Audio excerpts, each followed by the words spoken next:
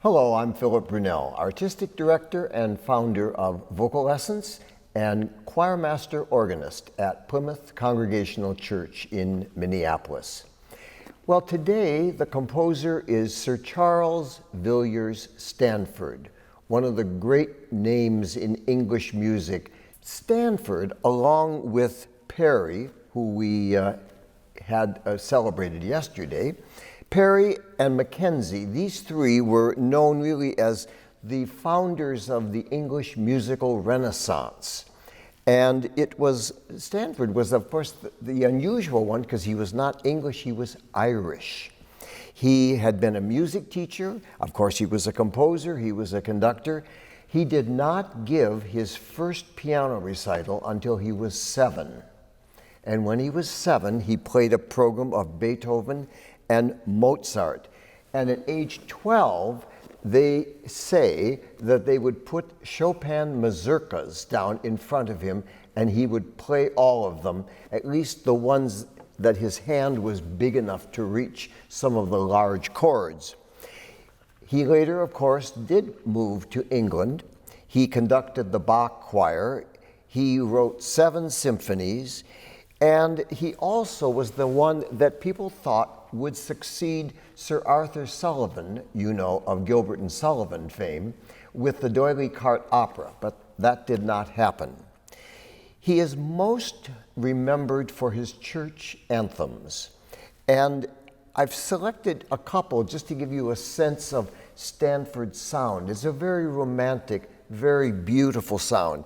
This is a short anthem that he wrote for All Saints' Days, and it's called How Beauteous Are Their Feet, words of Dr. Watts. So here's a little bit of that style.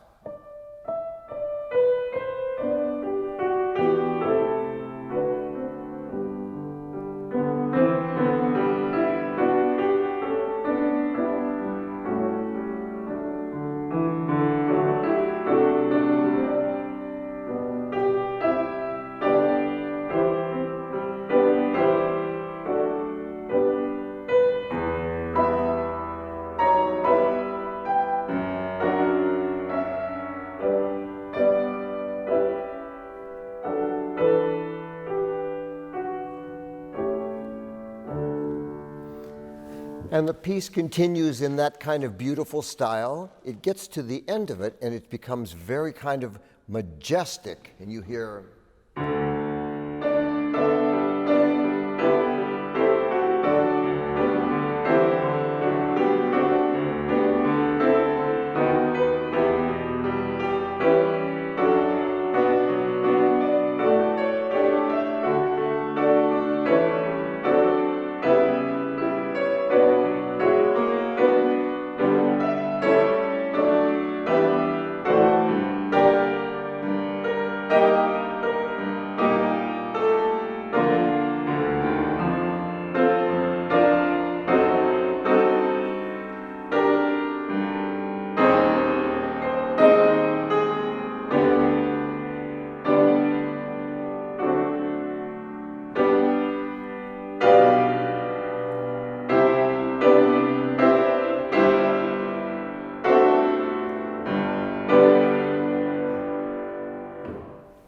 So there were a number of anthems that were similar in that kind of style. He, of course, also had to write music for the services in cathedrals in England. And what's most known, not just with Stanford, but composers in the century that he lived, would be Magnificats and Nunc Dimittis. And certainly the Magnificat that he wrote in 1904 in G major is one of the most beloved. It calls for a boy soprano. That will not be me. The piano will give you that. And at the beginning, of course, that text that says, "My soul does magnify the Lord." So it's as if there was this angel. And so in the organ, you hear this.